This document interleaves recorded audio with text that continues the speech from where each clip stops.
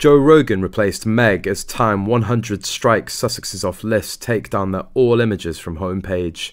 Each year, our Time 100 list lets us step back and measure the forces that move us. Which is more powerful, hope or proof? Ambition or altruism? The lessons of the past or the lure of the future? The people we spotlight range from the globally famous to the literally anonymous. The reward leaders and local activists, artists and athletes, scientists and moguls. One way or another, they each embody a breakthrough. They broke the rules, broke the record, broke the silence, broke the boundaries to reveal just what we're capable of. They're seekers with a fearless willingness to be surprised by just what they find. The fact that Meghan and Harry entered the top 100 in 2021 is a bad thing for this magazine, and its credibility has dropped to the bottom. And this year, in the worst mess Meghan and Harry have brought to date, from bringing cameras to the Jubilee and Queen's funeral to filming the scandalous Netflix, until the memoir 90% is Harry's fiction, all have caused their reputation to drop to negative percentages in both the US and the UK.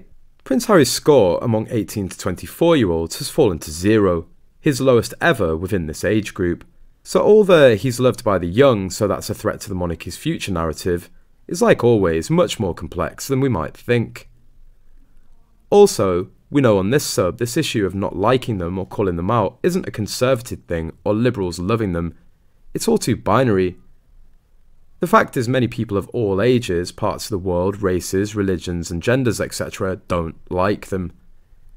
Their small but mighty and loud squad can't handle that, so they retort with insults most of the time.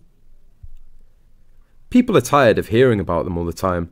Drama is fun for a short period and then becomes exhausting. And also, probably some people believed everything they heard in the documentary, so there's that as well.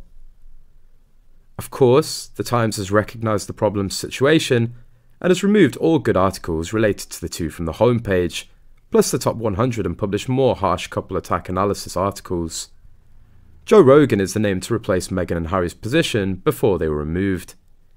It wrote, "Harry craves being the centre of attention. Both of Harry's parents had well-developed egos. Although Harry sees himself as his mother's son, on the evidence of Spare, there is more of Charles in him than he might like to acknowledge. Especially the petulant, petty princeling in Charles, who snaps when he's provided with the wrong inkwell, and moans about the utter hell of being Prince of Wales. Spare is loaded with trivial complaints and absurd perceived slights against his status.